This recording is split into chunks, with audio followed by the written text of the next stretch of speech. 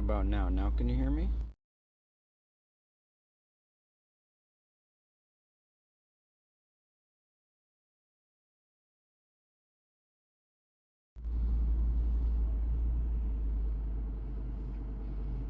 We'll get started in a couple of minutes, guys. If you want to read along, there's a link in the description of this video. We're starting where we left off on page 61.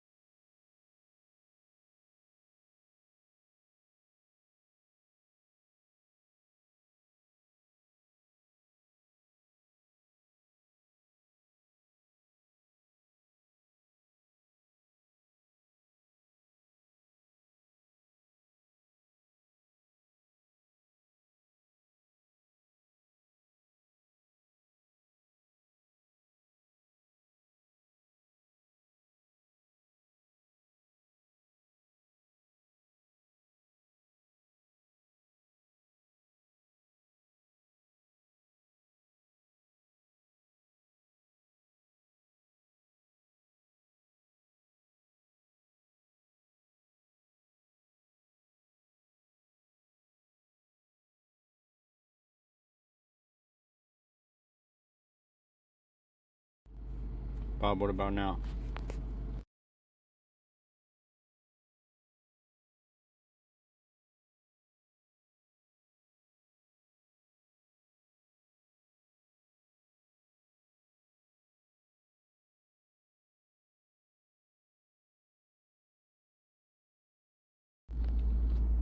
Actually, it's part trucks. Part trucks. True. Now I have a cough button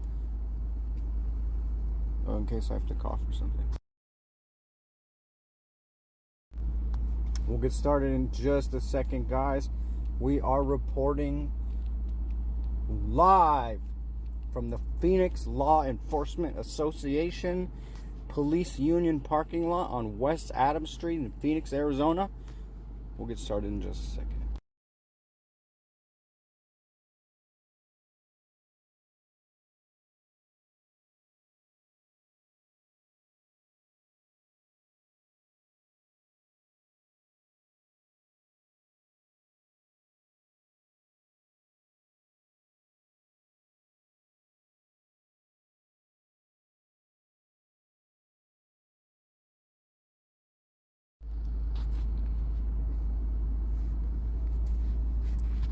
Alright guys, last we left off we were talking about how the DoJ did a significant statistical analysis and they were able to show that basically, without a doubt, Phoenix police is arresting and harassing in general Black, Hispanic, and Native American people at much higher rates than white people, all other things considered and accounted for. In other words, they statistically tried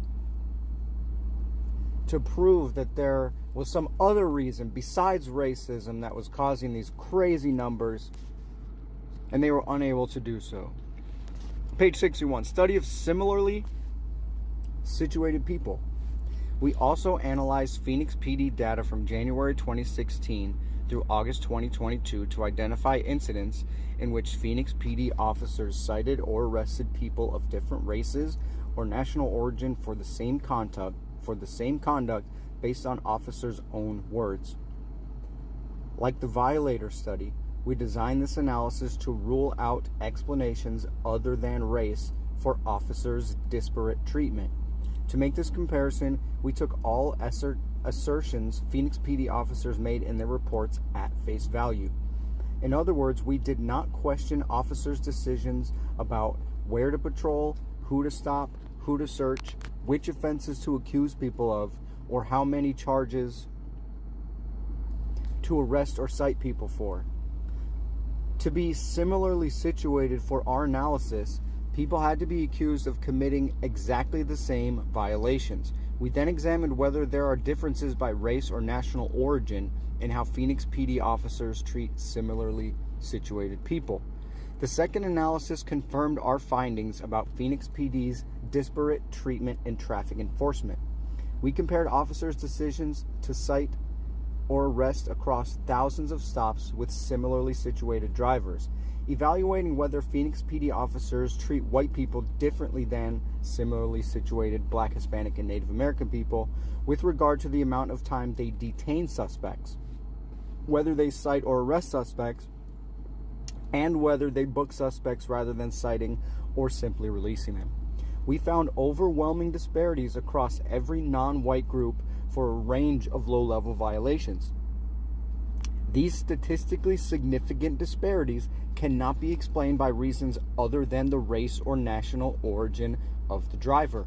The analysis showed that Phoenix PD officers treat Black and Hispanic drivers more harshly than white drivers they accuse of the exact same violations. For example, Phoenix PD officers were 10% more likely to simply release white drivers they stopped for low-level traffic offenses, while they cited or arrested Hispanic drivers for the same violations. So if you're white, you get off. If you 10% more, if you're white, you get off on a speeding, and if you're Mexican, you do not. After stopping drivers for speeding, Phoenix PD officers were 60% more likely to release white drivers in 30 minutes or less compared to the lengthy detentions that they subjected Black drivers to for the same offenses. Pretty self-explanatory. If you're a whitey, then they let you go within 30 minutes. If you're a Black person, you get to stay there for longer. Taken together, the violator study and the study of similarly situated people demonstrate that when Phoenix PD officers exercise their discretion to enforce the traffic laws, they consider race as a factor.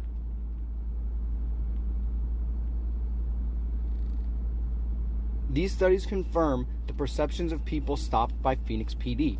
One Black rideshare told us that Phoenix PD officers unfairly targeted him for speeding multiple times. They just need to stop profiling, he said. There's a lot more stuff for people in Phoenix to do than target Black and brown people. And a Black woman who complained to Phoenix PD that an officer racially profiled her when he stopped her for speeding and arrested her for allegedly refusing to provide her ID shared the view that the police have misallocated their resources. There's people out there committing crimes, and you're pulling me and harassing me and detaining me in the jail, she explained. According to Phoenix PD records of the encounter, the woman tried multiple times to complain about profiling, including to a Phoenix PD supervisor she spoke to while being booked. As the supervisor explained in his report, the woman told him that the officer looked at her, and in her opinion, he saw a black face, a black woman, and he exerted his badge. That is what it felt like. The supervisor did not open a formal investigation, explaining, "I am not seeing any violation of policy."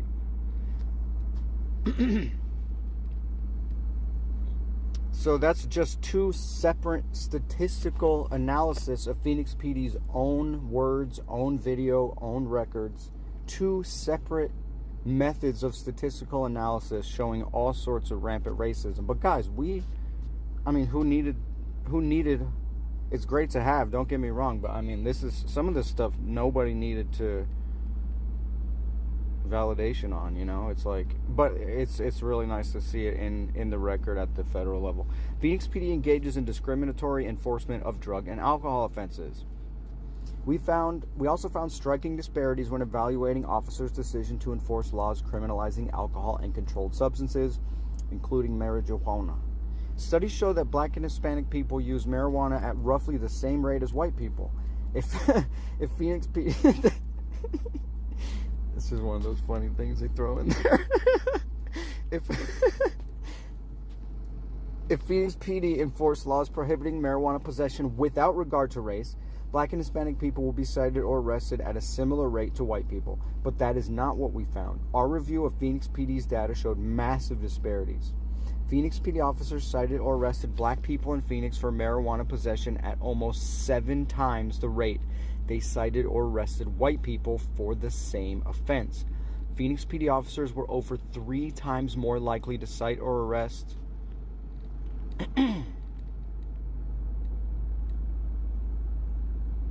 Hispanic people for this offense compared with the rate at which they cited or arrested white people. Per capita rates of enforcement for marijuana possession: 1, 2, 3, 4, 5, 6 black people, 3 Hispanic people, and 1 white people, even though they all consume marijuana at similar ratios.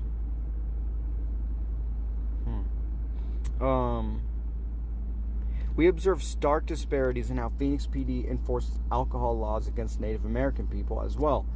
On a per capita basis, Native American people in Phoenix were 44 times more likely than white people to be cited or arrested for possessing or consuming alcohol. Disparities also exist for black people. They were over 5 times more likely than white people to be cited or arrested for this offense. Our study of similarly situated people described above confirmed that Phoenix PD uses race as a factor when enforcing these drug or alcohol-related offenses. Phoenix PD officers were 11% more likely to take no action against white people for low-level drug offenses, while officers cited or arrested black people stopped for the very same crimes. Phoenix PD officers also discriminate against Hispanic and Native American people in their enforcement of drug laws. When investigating drug-related offenses, Phoenix PD officers were 27% more likely to release white people in 30 minutes or less, while they detained Native American people accused of the same conduct for longer than 30 minutes. And Phoenix PD officers were 18% more likely to release white people in 30 minutes or less for possession of marijuana compared to Hispanic people they accused of the same crime. Look at these per capita rates for enforcement of public consumption of alcohol. Per capita means, you guys know what per capita means, right? It balances it out for the population, right? So you can't be like, oh, well, there's just more of whatever, you know? That's pretty crazy. When enforcing offenses related to public consumption of alcohol, guys, a quick audio check. Is everything good?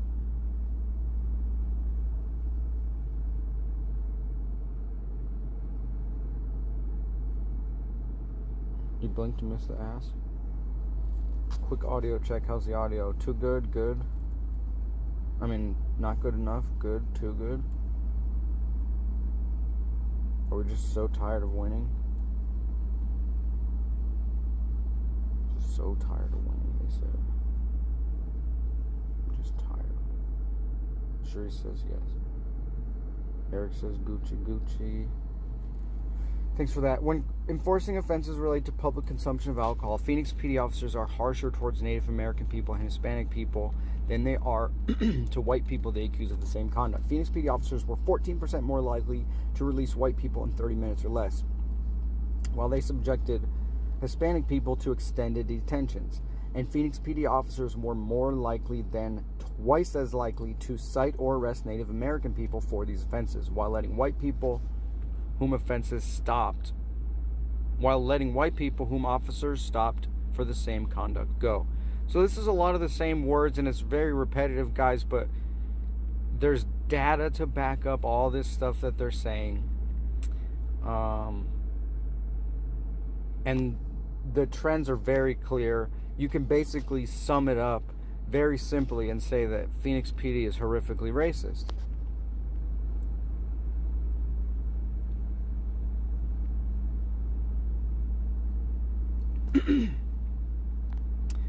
Here's another way. Phoenix PD engages in discriminatory enforcement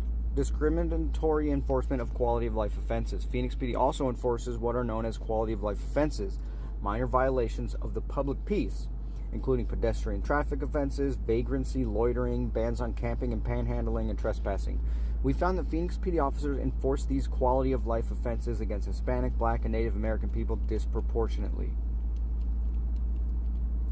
So, guys, when they say just quick note, when they say quality of life offenses, that means homeless people, homelessness, homeless issues.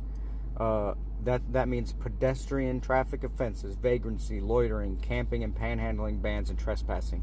So when they say quality of life, that should be your cue to think of homeless people, just as a quick shorthand. Because I've seen this quality of life thing, and I've always kind of wondered what it means, but there it is.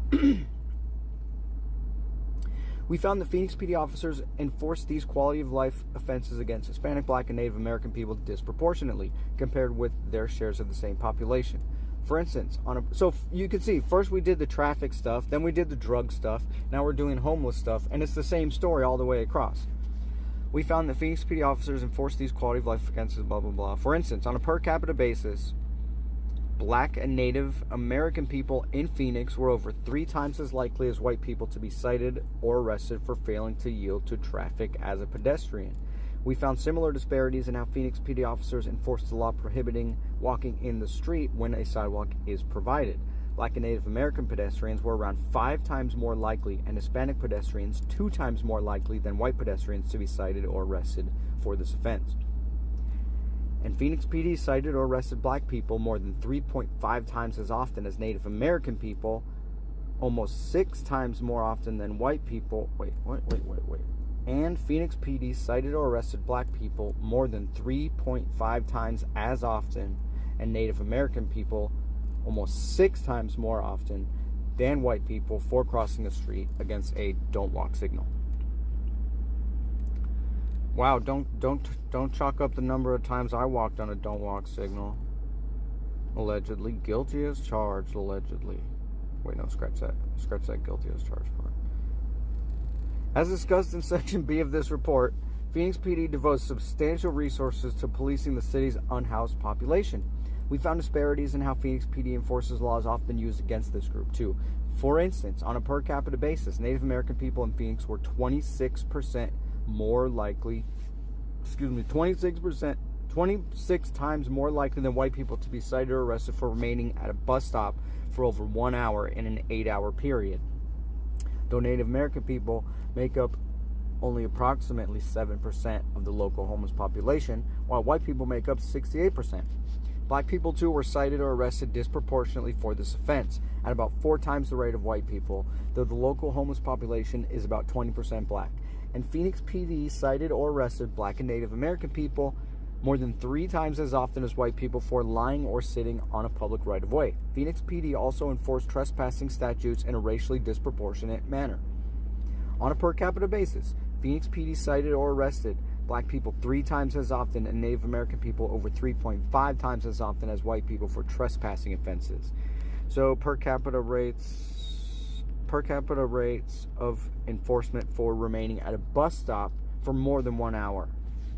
1 white person, and then 1, 2, 3, 4, 5, 6, 7, 8, 9, 27 Native American people for the same offense. And that's per capita, guys. So these numbers, per capita means these should be the same. Unless I'm mistaken, if there's some statistical whiz in here, correct me if I'm wrong. Per capita means these should be the same number of white and Native American if the police were not using race as a factor in those arrests or citations. Per capita is like per person or per... Wait, what does per capita mean exactly? Take a statistics course if you want. Stop asking me about it. Sorry for flying off the handle on you guys. Page 65. We're cruising right along. Our analysis of how Phoenix PD treats similarly situated people confirmed that these trespass-related disparities are not explained by factors other than race. We found numerous statistically significant disparities. For example, when choosing whether to cite, arrest, or release suspect for trespassing, Phoenix PD officers were 54% more likely to release white people without taking enforcement action, while officers chose to arrest or cite Native American people for the same offense.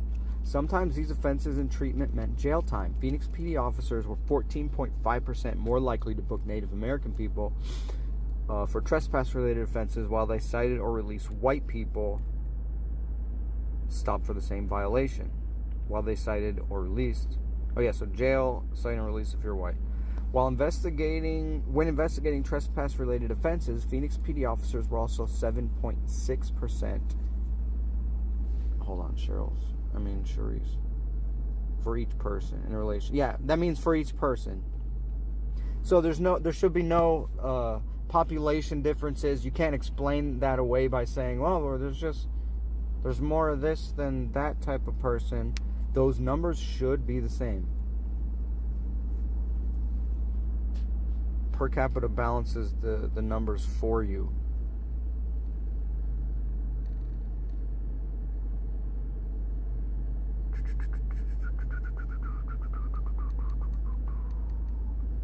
And then it's the same story, 7.6% more likely 30 minutes or less, while they detained for more than 30 minutes Native American people. Phoenix PD officers' detentions of Hispanic and black people for trespass-related offenses reflected similar patterns. Phoenix PD officers were 6.7% more likely to release white people in 30 minutes or less when investigating these offenses, while they subjected Hispanic people to lengthy detentions. And Phoenix PD officers were 23% more likely to release white people in 30 minutes or less for criminal third-degree trespass, while they subjected black people subjected of the same crime to lengthy detentions. Also, Phoenix PD engages in discriminatory enforcement based on the racial composition of neighborhoods and precincts. Location matters when it comes to how often Phoenix PD enforces certain laws. On a per capita basis, Phoenix PD officers enforce low-level traffic, drug, alcohol, and quality of life laws more in neighborhoods with fewer white people.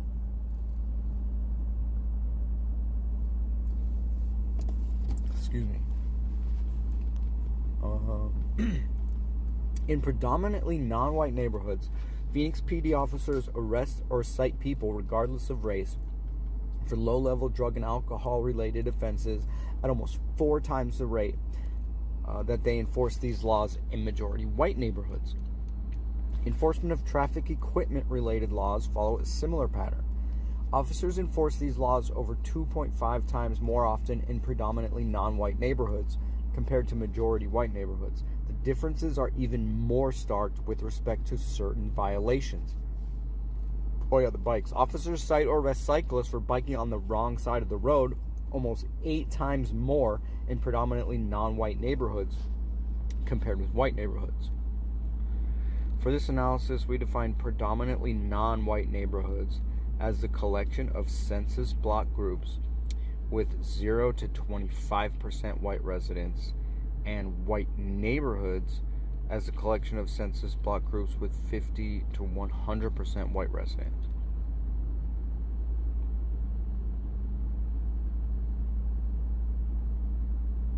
Predominantly non-white means less than a quarter of whites. And then white neighborhoods means more than half whites. I'm allowed to say whites because I'm one. Officers enforce window tinting laws. The window tints are crazy too. Officers enforce window tinting laws in predominantly non-white neighborhoods at more than 14 times the rate they enforce those laws in white neighborhoods.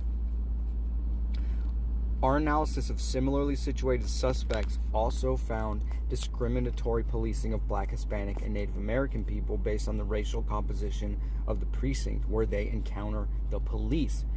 In the 3 precincts with the greatest proportion of white residents, Black Mountain, Desert Horizon, and Cactus Park, non-white people are subjected to more severe enforcement than white people accused of precisely the same conduct. For example, in these 3 precincts, Phoenix PD officers are more likely to cite or arrest non-white people while letting white people stop for the exact same offenses go. Guys, it seems like a very good reason for that. It's laid out in a very logical way. that's designed as evidence to support a conclusion. And the conclusion is the findings of the report. There's 5 of them, 5 major findings, and that's why it's so dry and kind of scientific-y and even kind of lawyery sometimes, is because that's how you build a solid argument.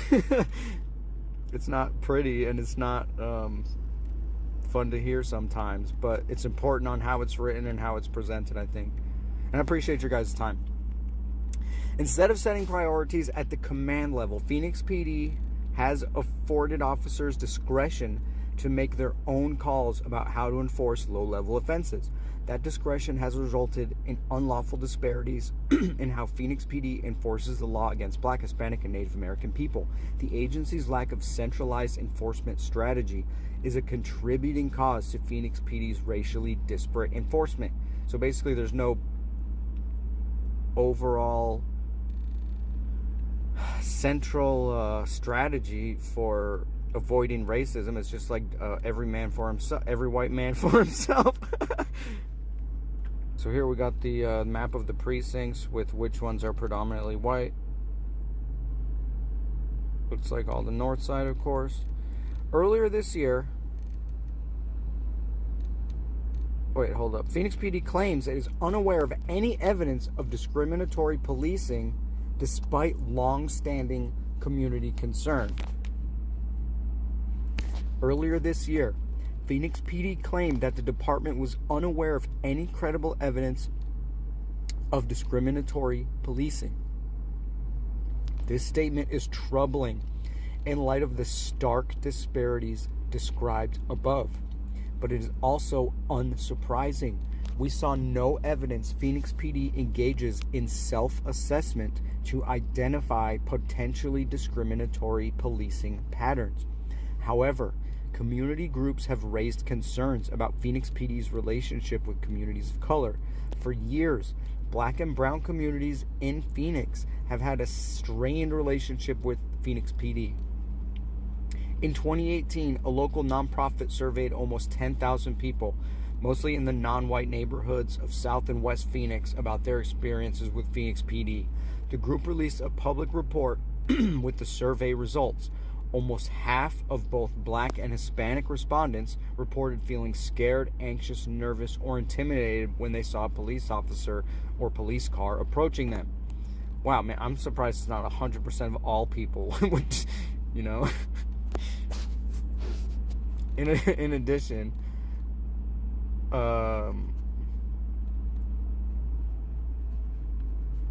results from the survey indicated that Phoenix residents' experiences with the police often vary regarding high-profile Phoenix PD incidents has also put the agency on notice of possible discrimination in its policing. In May 2019, after an alleged shoplifting incident, Phoenix PD officers made a traffic stop of a young Black family and quickly escalated the encounter. Officers held the family at gunpoint, shouted profanities at them, and tried to pull the couple's 1-year-old from the pregnant mother's arms before arresting her and the father in front of their 2 children. It was ultimately revealed that the couple's 4-year-old child had taken a doll from a store. The store manager, of course, say it with me, declined to press charges. The incident made national news and brought intense scrutiny on Phoenix PD. After video of the incident went viral, then Police Chief Jerry Williams and Mayor Kate Gallego issued public apologies to the couple and held a town hall for the community to respond to the incident.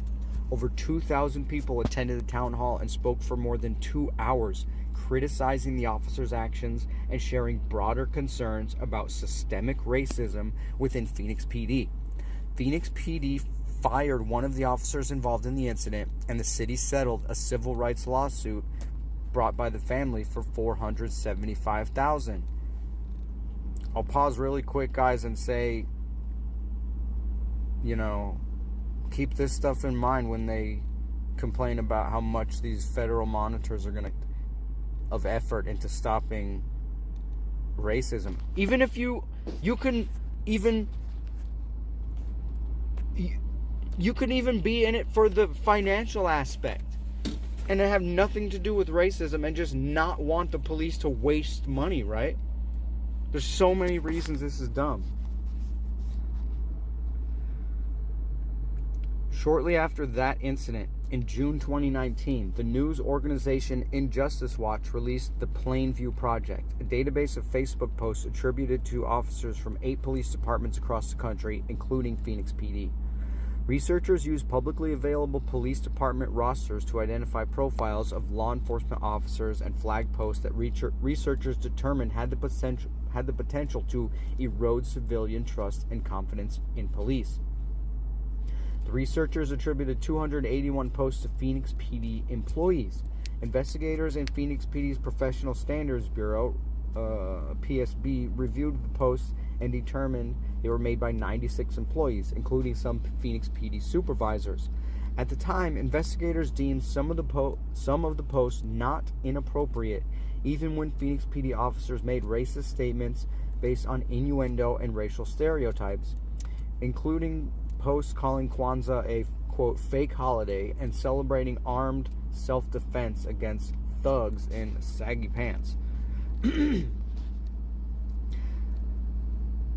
Despite the high-profile public criticism from researchers and community members, Phoenix has failed to meaningfully attempt to understand the nature or extent of potential discrimination within its ranks and has ignored even specific allegations of officer bias.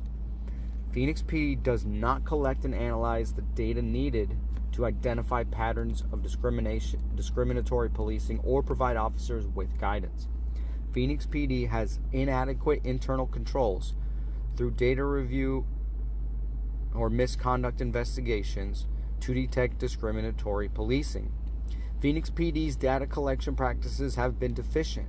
The agency did not require all officers to document police stops that did not result in citations or arrests until after we opened our investigation. I'll say that again. Phoenix PD's data collection practices have been deficient.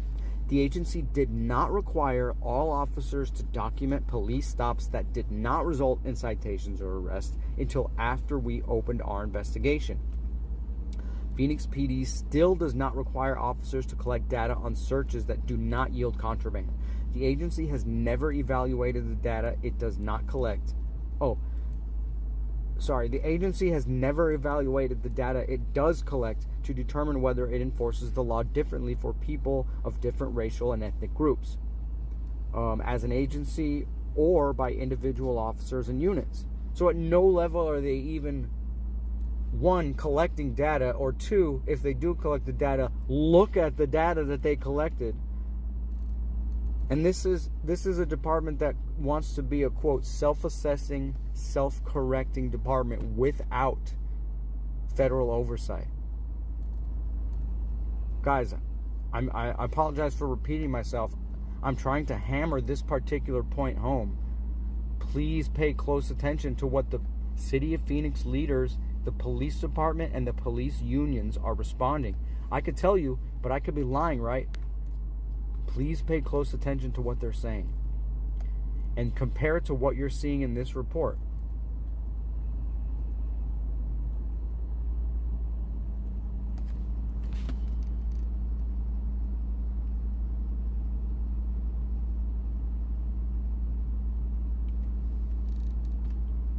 Phoenix PD officials we spoke to told us that they trusted the department's Compliance and Oversight Bureau, or its Center for Continuous Improvement, to look for disproportionate impact, but were not briefed on the numbers in the aggregate. Sounds like a bunch of bullshit. Neither entity saw this as its role. Personnel from the Compliance and Oversight Bureau told us they provided, quote, high-level review, just quality assurance. The agency's software for storing electronic police records is, quote, antiquated at best, as Interim Chief Sullivan put it to us. Whoa. Phoenix PD has been in the process of obtaining a new system since before this investigation opened, and these efforts remain underway. Some of the software limitations create significant barriers to the agency's ability to evaluate its officers' work. For example, Phoenix PD has no method for linking dispatch records with citations when officers do not make an arrest.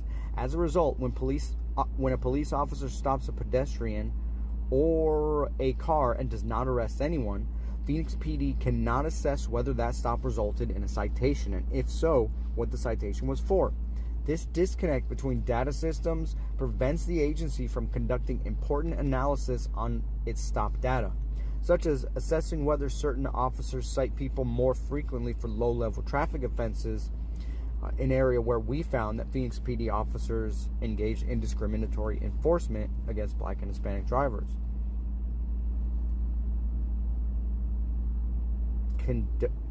This disconnect prevents the agency from conducting important analysis on stop data, such as assessing whether certain officers cite people more frequently for low-level offenses.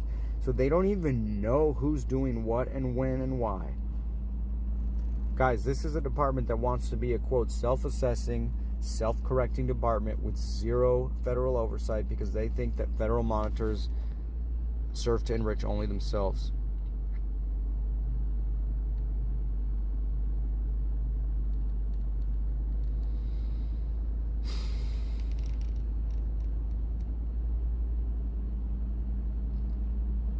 Primary factor that may contribute to systemic disparities we found is the lack of guidance officers have on how to use their discretion, which offenses officers should investigate, and how punitive to be when they encounter violations. Former Police Chief Jerry Williams told us that she did not have information on how officers enforce low-level offenses, and that she would, quote, guess officers cite instead of arresting people on these charges. For most, we'll take a break after this page and then do 10 more pages. For most of the period of our review, officers similarly lacked guidance on how to use time they have for on-view work, enforcement that they initiate themselves. A patrol officer explained to a Justice Department investigator on a ride-along that Phoenix PD did not require him to tie his proactive traffic enforcement to public safety concerns. More recently, in June 2023, Interim Chief Sullivan released a crime reduction plan for the city. Phoenix PD now expects officers to use their time meeting the goals of the crime reduction plan, though it is not clear how officers are held accountable to this directive. We saw no evidence, I'm going to go back to this. We saw no evidence of any similar plan prior to Interim Chief Sullivan's arrival at Phoenix PD, and he told us he was unaware of Phoenix PD evaluating how officers spend their time or how their enforcement decisions impact different racial groups. Thus, until recently, the agency has not even tried to assess whether bias might shape officers' decisions. Check this out. June 2023, what was that, last year? The interim chief of police, Sullivan, finally released a crime reduction plan for the city, right? In last year, this happened. Thanks for the crime reduction plan, interim chief. Phoenix PD now, as of last year, finally expects officers to use their time meeting the goals of the crime reduction plan. Great. What were they doing before? The answer is who knows. Although it is not clear how officers are held accountable to this directive. So basically, now that there finally is a crime reduction plan, some sort of plan on how police should be using their time, right? As of last year in June, there is one, but it just says what they should be doing and has absolutely no accountability attached to it. Guys, this is what wants to be a, quote, self-assessing, self-correcting department with absolutely no federal oversight. And they'll say that this report is a witch hunt and a fraud and a farce. Phoenix PD is indifferent to claims of individual officer bias, even when a community member alleges that a Phoenix PD officer acted with overt bias. Phoenix PD's internal accountability system does not adequately investigate the complaint. Often, the agency misclassifies allegations of discriminatory policing as something less serious. We found many instances in which people complained that Phoenix PD officers had unlawfully discriminated against them, but investigators classified the complaints as officer rudeness. For example, a black driver in 2018 called Professional Standards and Bureau or whatever to complain. It's like internal investigations, basically. To complain that an officer conducted a traffic stop without a lawful basis and chose to investigate him for minor offenses such as the tint on his windows because of his race. I feel like if I was white and I was driving a Prius, I wouldn't have gotten pulled over, the man told the investigator. The man unambiguously alleged that the officer had engaged in racial profiling. They assumed that I'm a black man and I have a nice car, that it wasn't mine and it was stolen. And that is not right, he said. In 2019, a woman alleged that Phoenix PD officer working at the airport made racist remarks to her about Africans when the officer saw another traveler cut in front of the woman in line. According to the woman, the officer admonished the woman to not acquiesce to people like that and warned her that Africans would cut in front of her in line if she let them. When it does classify complaints as alleging discriminatory profiling, Phoenix PD seldom takes them seriously. Between January 1st, 2016 and April 1st, 2022, Phoenix PD completed only 2 misconduct investigations into allegations of bias or racial profiling. Guys, check that out. What's that? 6 years? Or almost 6 years? In almost 6 years, Phoenix PD completed only 2 misconduct investigations into allegations of bias or racial profiling. There's 2 right there, you know. That can't be the only 2. Maybe that was the only 2 that they investigated. But what you're seeing, obviously, is a pushback of accountability at every level. Number 1, they don't even want to collect the data. Number 2, when they collect the data, they don't even look at it. Number 3, when they look at it, they'll just call it rudeness instead of racism. You know?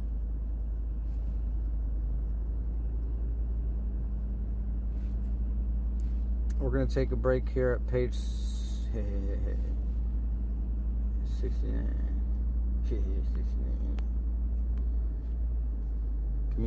Give me a couple minutes, guys. I'll get some water and stretch my legs a little bit. Thanks for your patience and for joining me.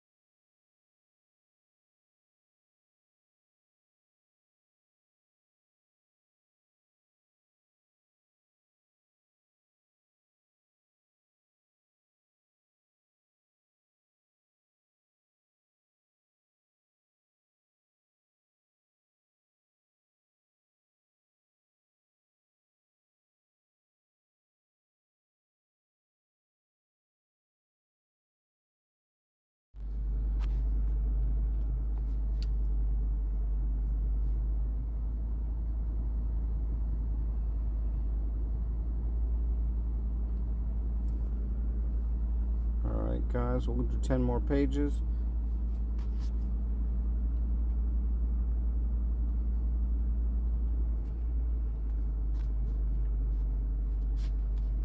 Phoenix PD usually handles complaints of biased policing by classifying them as informal administrative inquiries, a classification for cases in which supervisors initially determine that the allegation is clearly unfounded.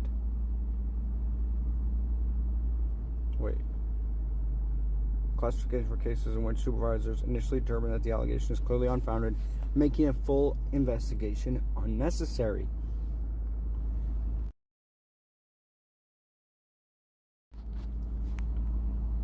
Whoops, holy crap, what the what?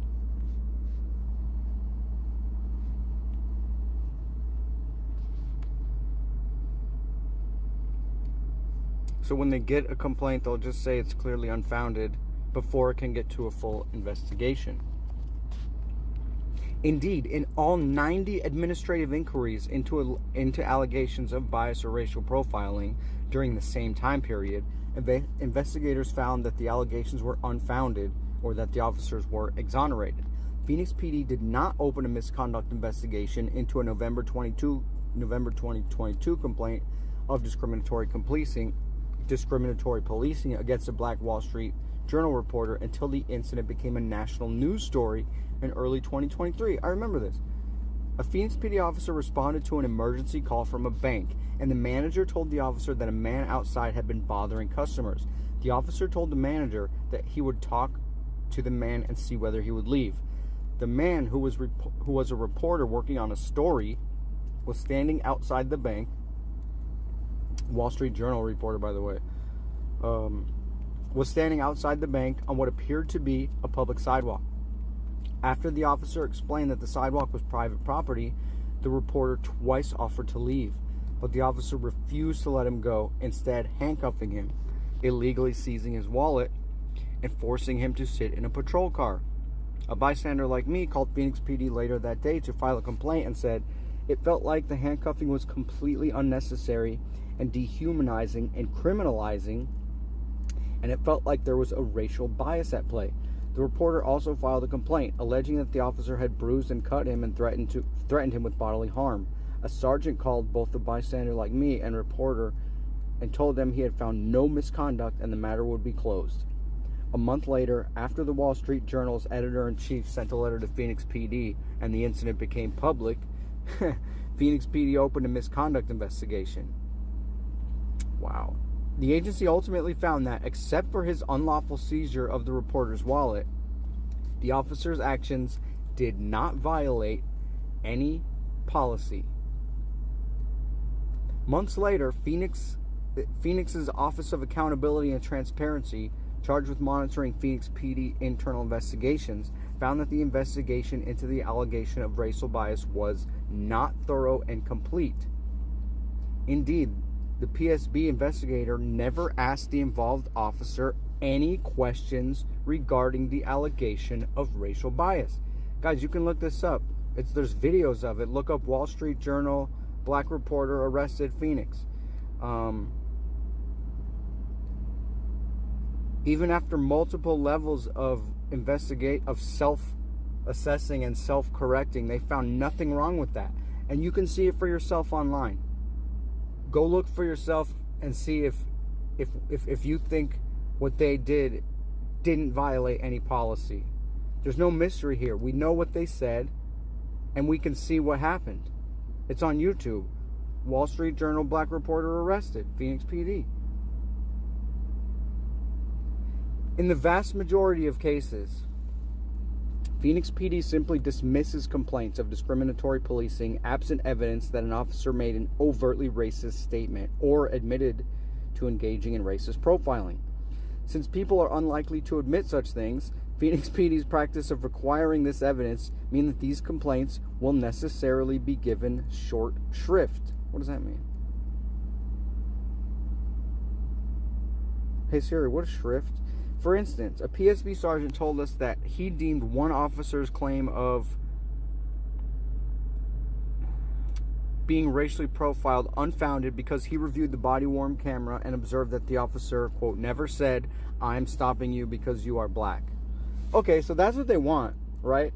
According to internal investigations at Phoenix PD, you're not a racist unless you actually come out and say, "I'm stopping you because you're black."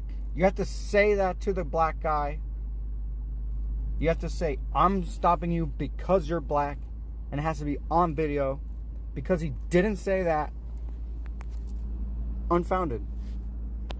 Guys, this is what wants to be a, quote, self-assessing, self-correcting police department with absolutely no federal oversight.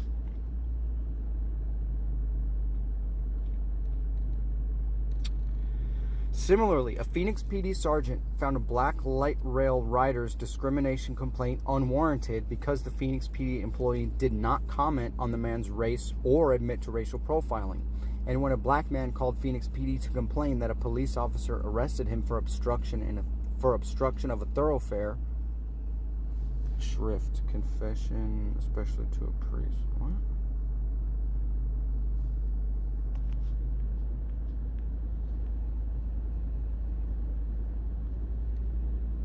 These complaints will necessarily be given short shrift. Let's just forget about that.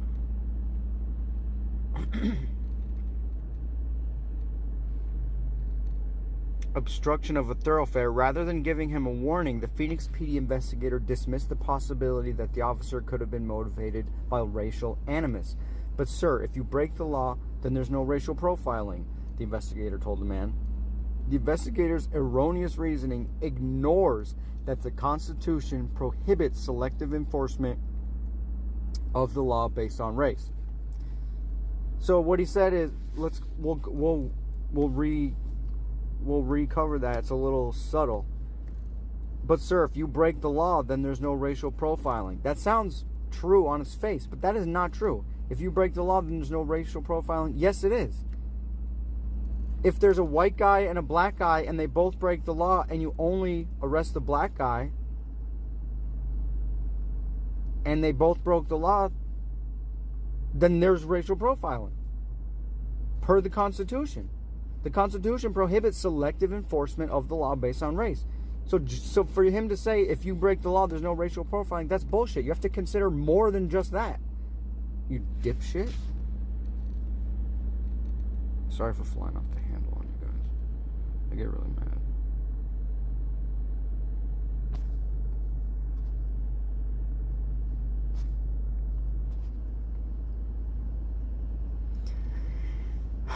Agency leaders have ignored even overt discrimination at Phoenix PD. In 2021, a former assistant chief who oversaw PSB referred to a recently promoted black commander as Blackie. Wow, I don't even like saying that.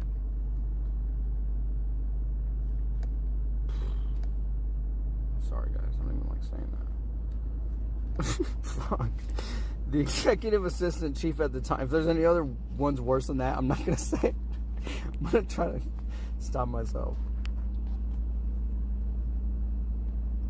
A former assistant chief who oversaw the Professional Standards Bureau referred to a recently promoted black commander as... That's insane, guys. That's their own brotherhood. The executive assistant chief at the time, the number 2 position in the agency, and the assistant chief's supervisor, heard the comment but did not report it. Eventually, after investigation by the city's Equal Opportunity Department and a settlement, the executive assistant chief was permitted to retire honorably. The former assistant chief remains a commander at the agency. Community members reported to Justice Department investigators that they had felt the effects of Phoenix PD's disparate enforcement. In and of itself, being stopped by the police can be degrading and humiliating. Citations and arrests have legal, financial, and social consequences, some of which are life-changing. We know this, guys. You can't beat the ride. That's what you can't beat the ride means, right? Citations and arrests have legal, financial, and social consequences, some of which are life-changing, even if you're innocent. Being stopped by police can also cause psychological harm, especially when it happens repeatedly. And when an encounter results in a use of force, the physical and emotional scars can be permanent. As the man whose family was held at gunpoint for alleged shoplifting said to us, I know from living in Phoenix pretty much all my life, it's been a thing of them treating people of color a little bit different. Phoenix PD has a way of treating people of color pretty bad. Guys, and we saw the numbers we saw many numbers that show this. It's not just something people are saying. It's something that people are saying and is true.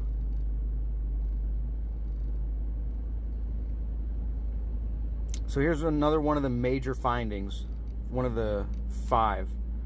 We're finally out of the racial stuff, out of the homeless stuff, out of the excessive force stuff. Now we're going to be talking about D. Phoenix PD unlawfully restricts protected speech and expression. This one is going to be particularly fascinating to us. Excuse me. The First Amendment protects the rights of people to peaceably assemble, express grievances, and voice their thoughts and views without being punished by the government. These protections are fundamental to a free society. To evaluate whether Phoenix PD observes these protections, we reviewed Phoenix PD's response to protests in Phoenix between 2017 and 2022, as well as officers' day-to-day encounters with people in Phoenix.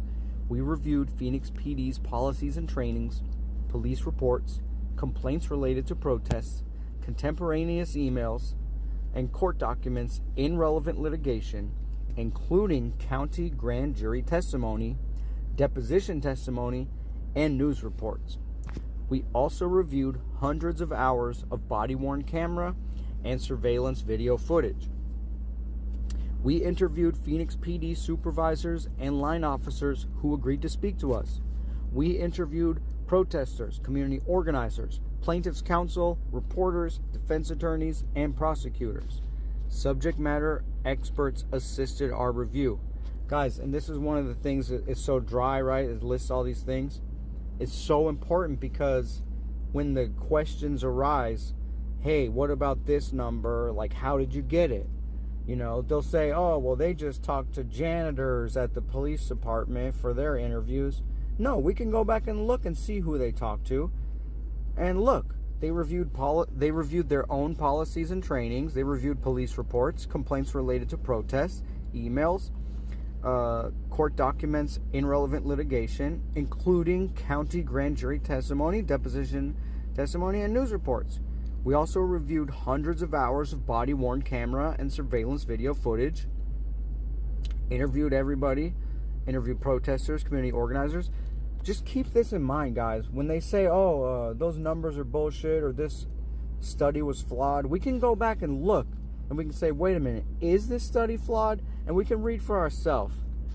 And the truth is, though, guys, they're not even disputing anything within this report.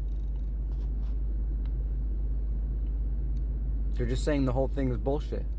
But that card doesn't work, Tell me, what about this? Tell me what about this is political?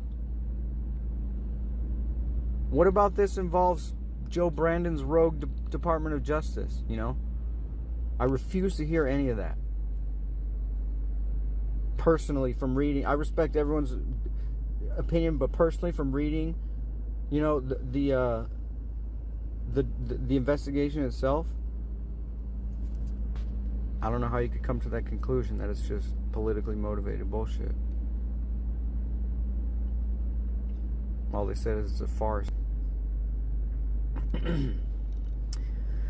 We have reasonable cause to believe Phoenix PD engages in a pattern or practice that violates the First Amendment by retaliating against people for protected speech and expression.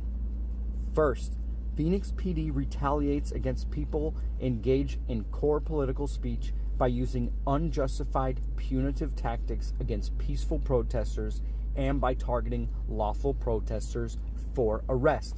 Second, Phoenix PD retaliates against people in everyday encounters, reacting with unjustified force or arrest when people talk back or attempt to record officers' activities. We make narrow findings about Phoenix PD's response to protests. In many of the protests where we observed conduct by Phoenix PD that violated the First Amendment, protesters were engaging in protected speech about policing. Such events are uniquely challenging for police departments.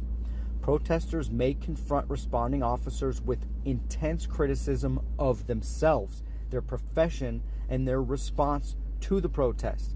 Protesters may also find a police presence to be especially provocative. Yet protests with anti-police messages are entitled to the same First Amendment protection as any other demonstration. This protection persists even if some participants engage in disruptive conduct. Police departments must ensure, even in the face of provocation, that their response is proportionate and protects the rights of peaceful protesters. Number one, Phoenix PD retaliates against protesters by using indiscriminate force. Police may use force at protests to target specific and imminent threats of violence. I think we could all agree on that.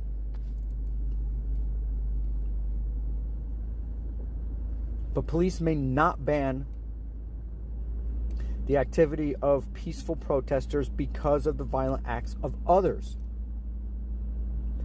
The indiscriminate use of chemical gas, they were spraying children. The indiscriminate use of chemical gas, pepper spray, or projectiles against protesters can cause serious injuries and deter political speech. Phoenix PD officers have used force to deter speech. As described above, officers often resort to firing less lethal weapons such as stun bags, 40mm impact rounds, and pepper balls without legal justification. Phoenix PD has used these dangerous weapons indiscriminately during protests and demonstrations. During the summer 2020 protests, wow, that was truly a crazy time, you guys. During the summer 2020 protests, Phoenix PD officers failed to warn protesters before shooting projectiles like stun bags and pepper balls, and they made little attempt to distinguish between peaceful protesters and those engaged in unlawful acts. At one summer 2020 protest we reviewed, an officer shot pepper balls at a man's back even as he bicycled away in the direction officers had ordered him to go. Another officer shot pepper balls towards cars as they drove away from a gas station.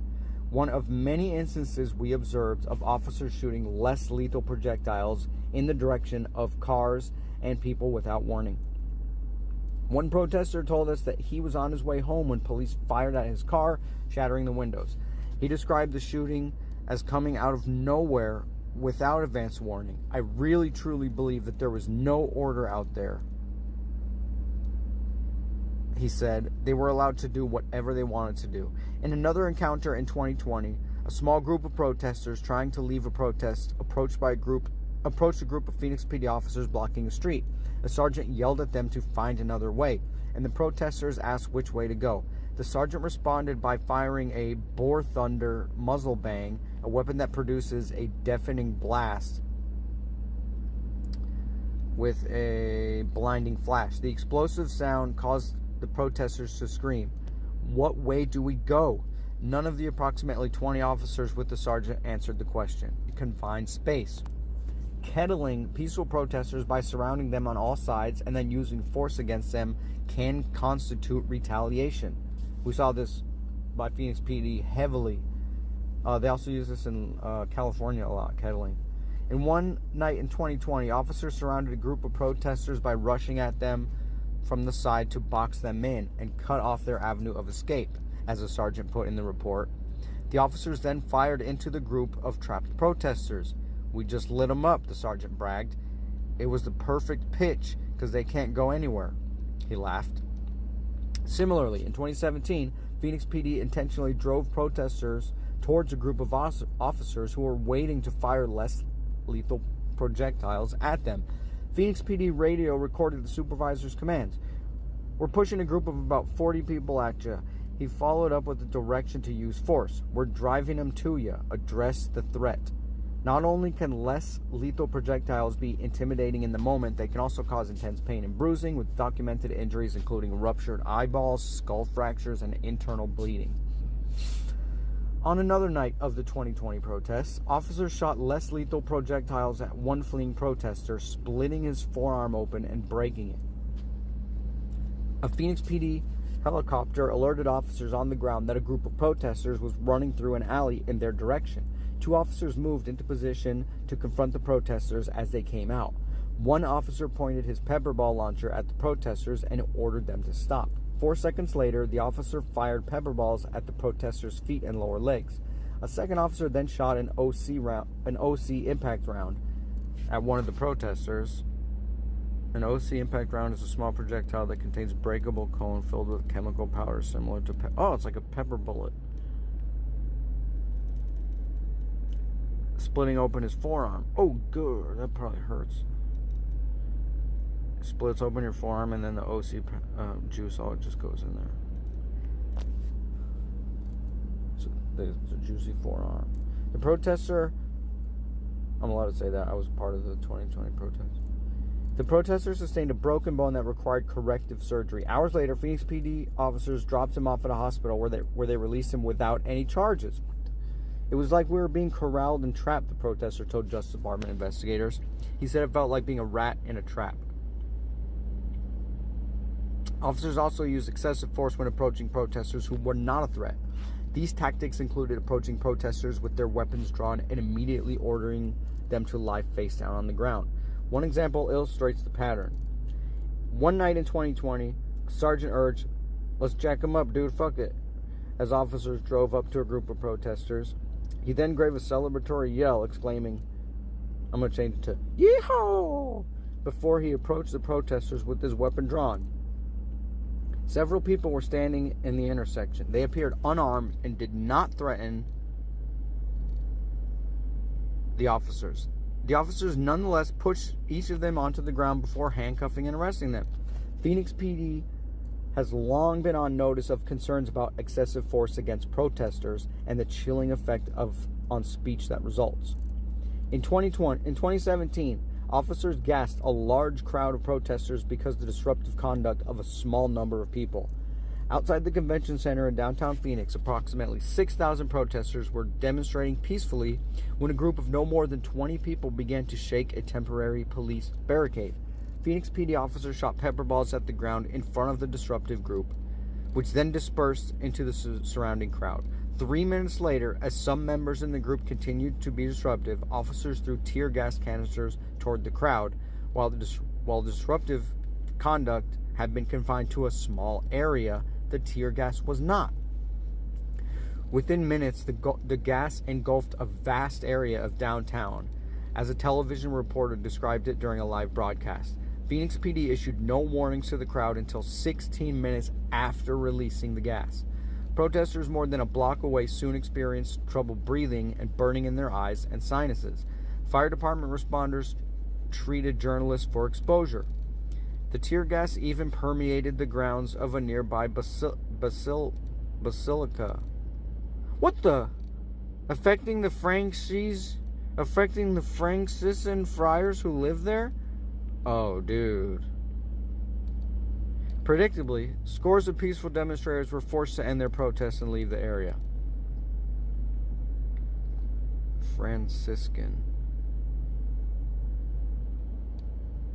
They got the monks with the gas? Dude.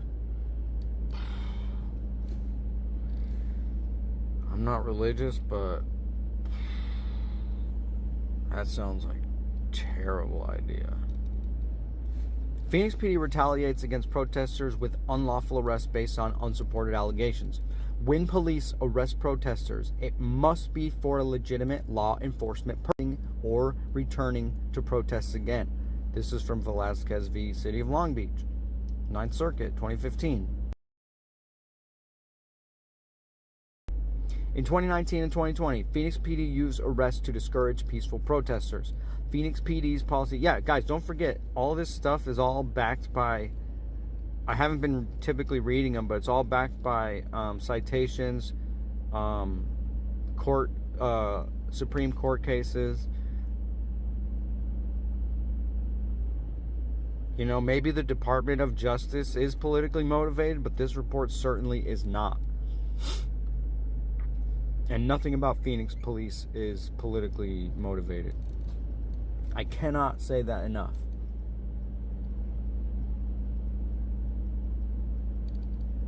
There's no amount of times I can say that enough to erase the one time that the police union said it.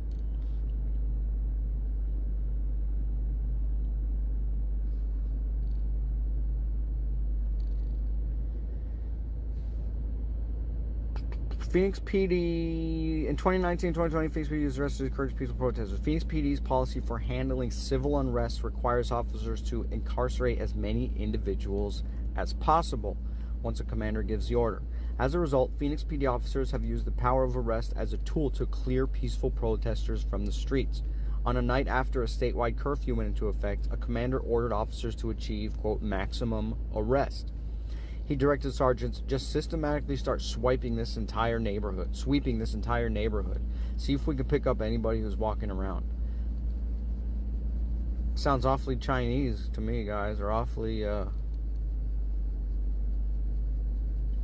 CCCP. See if we can just pick up anybody who's walking around.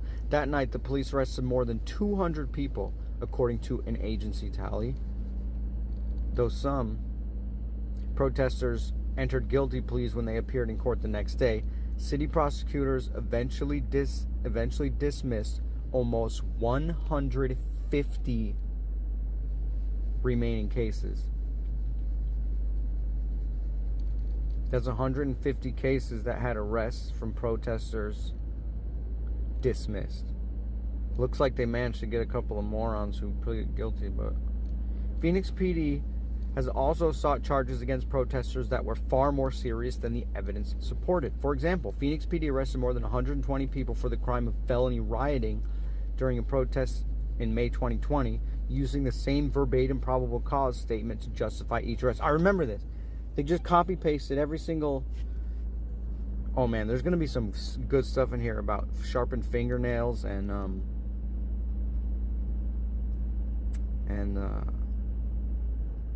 umbrellas. Just you wait. People arrested included a community activist who said she had just come downtown to hand out water and Gatorade to protesters, a family who told Justice Department investigators that they drove downtown to show support for the police, and a man who police arrested while he was filming them. All of them had to spend the night in jail. People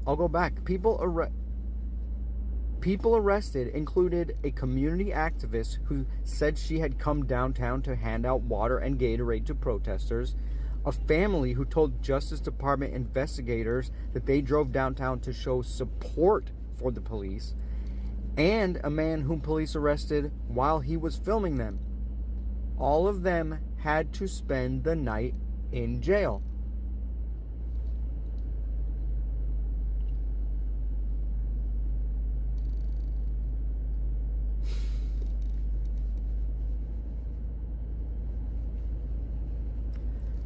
Phoenix PD's overreach quickly became apparent.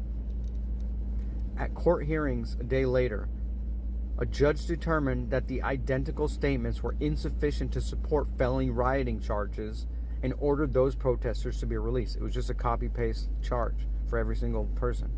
Prosecutors later found the evidence did not support even minor charges and immediately abandoned more than 100 of the cases.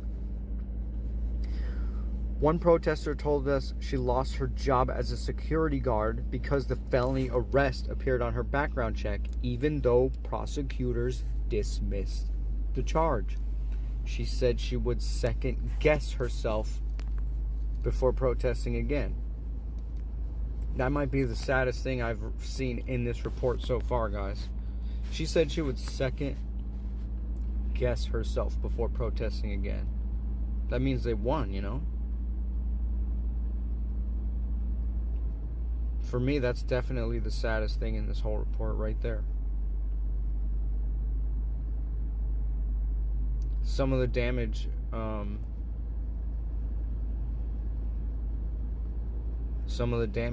you can't undo, you know. Phoenix PD officers have also sought to justify serious charges with false evidence. In October 2020, a small group of protesters faced years in prison after Phoenix PD and county prosecutors falsely claimed they were members of a criminal street gang and had conspired to commit aggravated assault against Phoenix PD officers.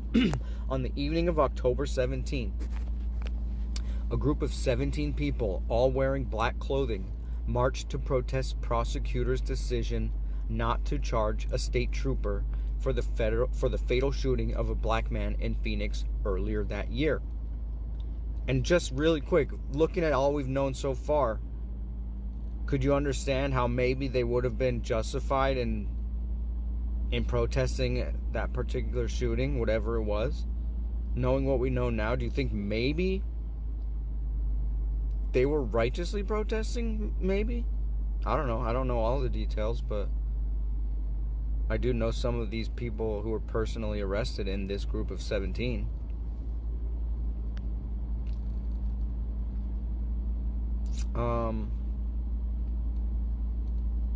As they walked down several streets, members of the group pulled construction barriers behind them, temporarily blocking the police cars trailing them. One or two of the protesters threw smoke grenades on the ground in front of the police. After about half an hour, officers arrested the entire group, including a man whom officers incorrectly identified as a legal observer. In fact, he was an amateur photographer who happened to come across the protesters and began taking pictures of them. Phoenix PD supported these serious charges with false statements. A sergeant testified to a county grand jury that the protesters, including the photographer, belonged to a criminal street gang known as ACAB, after a phrase the group chanted, "All cops are bastards." Excuse me, sorry. Microphone issue, hold on. Sorry about that. And I'm seeing a lot of, because of this, I'm seeing a lot of pushback on the Gilbert Goons case, believe it or not. A lot of, oh, that's not a street gang, that's just a false gang. And some of that comes from this, you know, of police just making up gangs.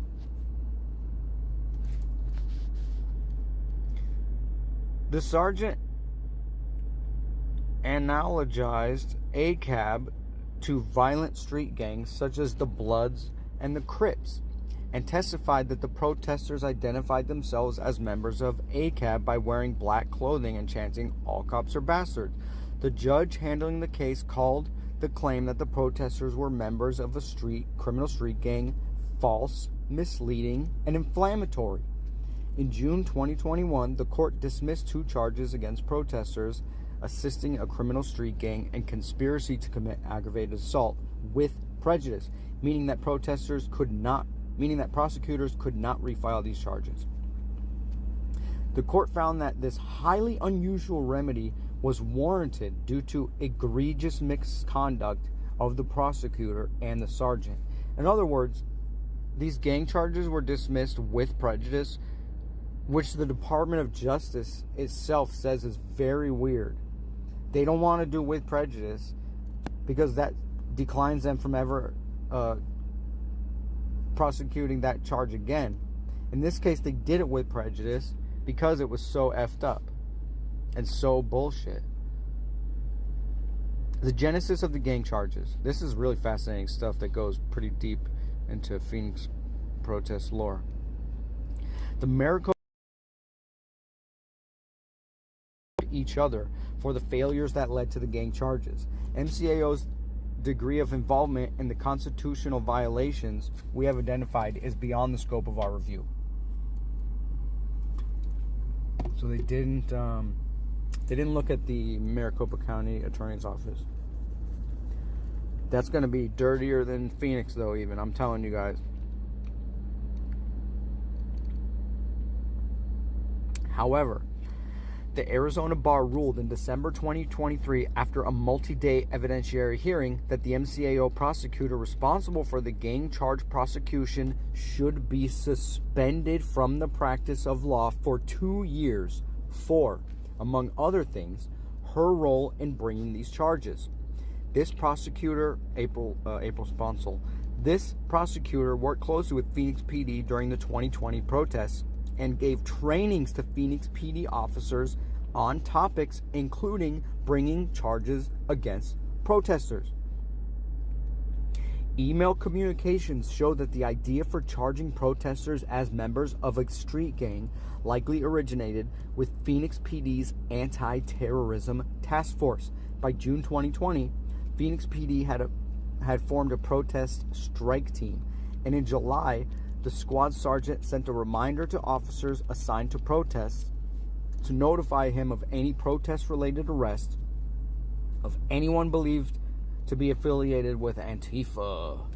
In August 2020, a sergeant who served as a supervisor during protests explained in an email that a detective in the protest strike team was going to start in identifying the hierarchy in these BLM-type organizations, and not the Bureau of Land Management. And in September 2020, the sergeant for the protest strike team contacted the county attorney's office, saying he wanted to talk about building conspiracy and syndicate type cases as it relates to protest demonstration activities.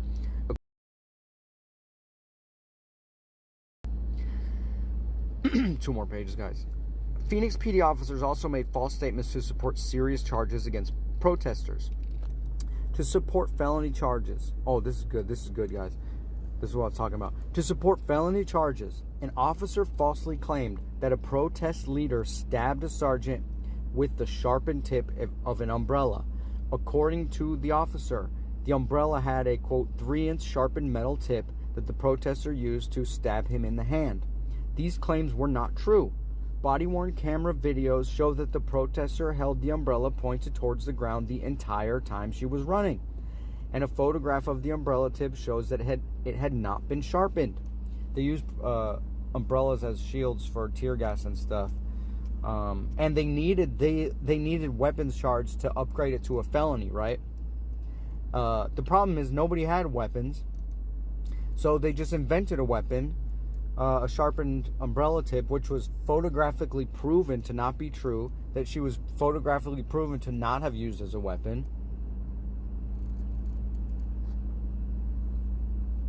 Multiple officers falsely claimed that protesters bull rushed a police line, when in fact it was the police officers who pushed the protesters. As protesters faced a line of officers outside police headquarters in August 2020, one of the protest leaders called for calm, repeatedly telling the protesters to relax.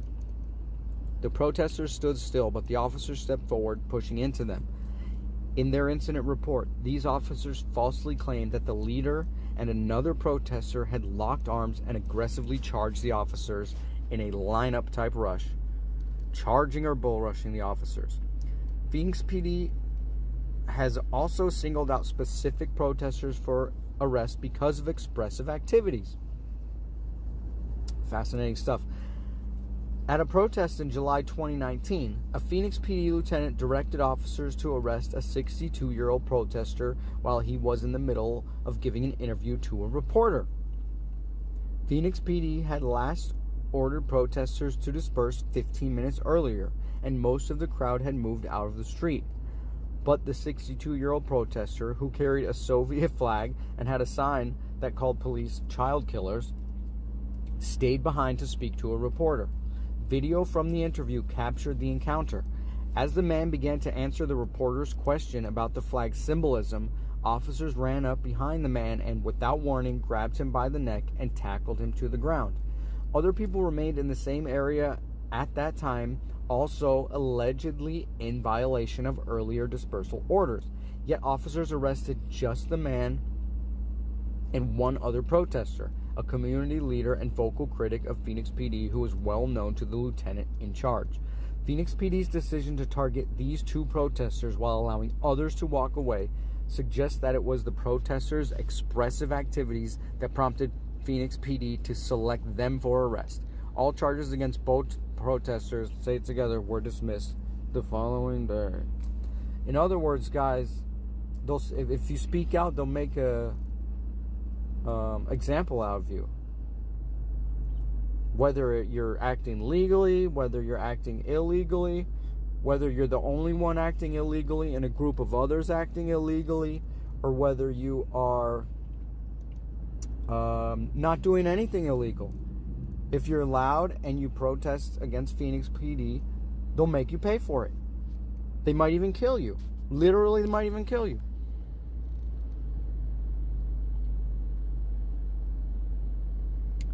Phoenix PD also targeted perceived leaders of the 2020 protests by singling them out for the crime of obstruction of a thoroughfare, which requires evidence of interfering with traffic. Phoenix PD made at least 26 arrests of protesters between June and October 2020, in which the only violation was obstruction of a thoroughfare. Phoenix PD supervisors decided in advance which protesters to target. Before protests, the lieutenant in charge would distribute flyers to officers with protesters' names and pictures, with careful instructions such as keep your eye on the leadership in the roadway. The lieutenant would direct officers to record certain protesters on video to document their alleged violations. In some cases, where there are no violations, Phoenix PD arrested protesters for obstruction of a thoroughfare when their conduct plainly did not meet elements of the offense. After at least one protest, Phoenix PD arrested protesters who marched on streets that were clear of traffic because police cars with flashing lights drove in front and behind the protesters. At another protest, police arrested protesters for obstruction of a thoroughfare even though, again, there was none. The few protesters who stepped in the street stayed close to the sidewalk and did not interfere with any traffic. Video we reviewed showed that cars were able to pass the group in multiple lanes that remained open. The obstruction of the thoroughfare charges were eventually dropped. Look, guys. Phoenix PD arrested protesters for obstruction of a thoroughfare when they did not interfere with traffic. This is what they're calling obstruction of a thoroughfare. Their idea, and guys, look at Tempe against police violence, what he's covered in the past. This activity is going on in Chandler, at Chandler Police, at Tempe Police. I'm telling you guys, they're all trained the same. They all get the same training seminars, the same certifications. And this is what Phoenix PD is called obstructing the road. They're just waiting. I've seen it personally, and you can see it personally for yourself on Tempe Against Police Violence videos. They'll just wait for you to step out into the street, and boom, that's obstructing. They're vindictive. It's frankly anti-American how anti-protest they are. Late in the summer, Phoenix PD seemed to recognize the legal flaw in arresting protesters for violations when they had no culpability. At one protest, the lieutenant in charge reminded officers not to block any traffic for the protesters. Just as a reminder, we are not going to pre-block anything, and hopefully they make the right decision to stay on the sidewalk. He explained over the radio that this change was so that they can't say we blocked the lane for them. We're going to stop here, guys, because it's page 80. Just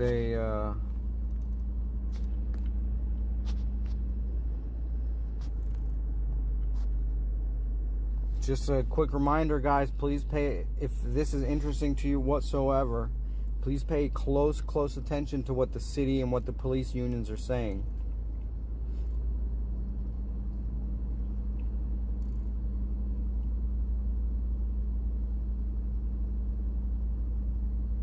It's really almost kind of unbelievable.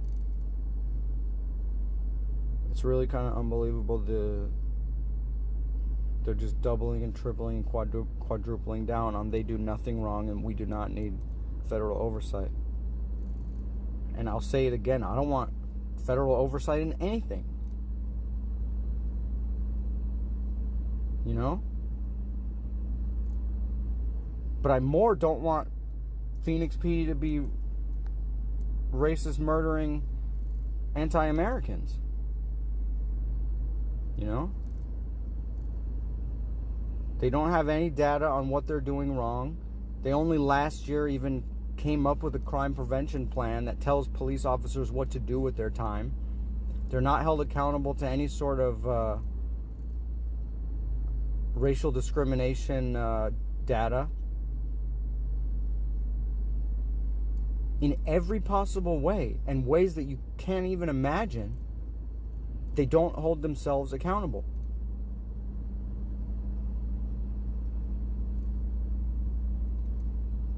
There's a lot of cases in here where the police actively made situations way worse. We have, even when illegal activity was happening, there's a lot of situations that we read about where we would have been better off with no police at the scene at all. Even though somebody maybe was robbing something, you know.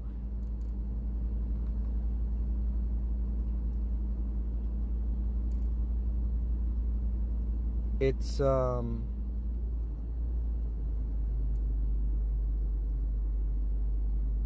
I think that's why, that's the origin of the all cops are bastards and that there are no good cops ideology comes from. The leadership themselves, the police unions, are saying that this investigation is a farce and that the police never do anything wrong.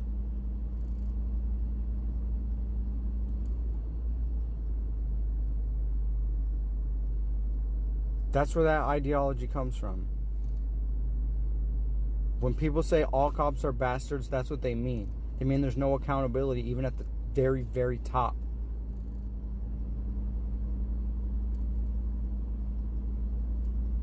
And I'll say again, I don't believe that Phoenix PD is very different from any other similarly sized or even smallerly sized police department in America.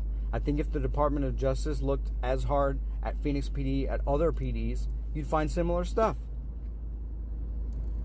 I think Phoenix PD is particularly bad because of some of the problems we have here in Phoenix, such as the homelessness and the large land area and unique challenges, right? But part of that comes from these excessive numbers is because there is no accountability. They've just been doing it and it's been working. They just do whatever they want and they've been getting away with it.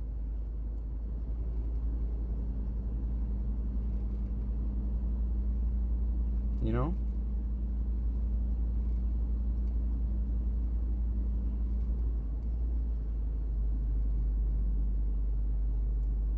Don't let them say that this is a political motivated farce. Don't let them say that they have any ground whatsoever to be a, quote, self-assessing, self-correcting police department with no need for federal oversight. When they say that they want to and can be a, quote, self-correcting, self-assessing police department, remember some of these things that we read. Remember just one of the things that we read.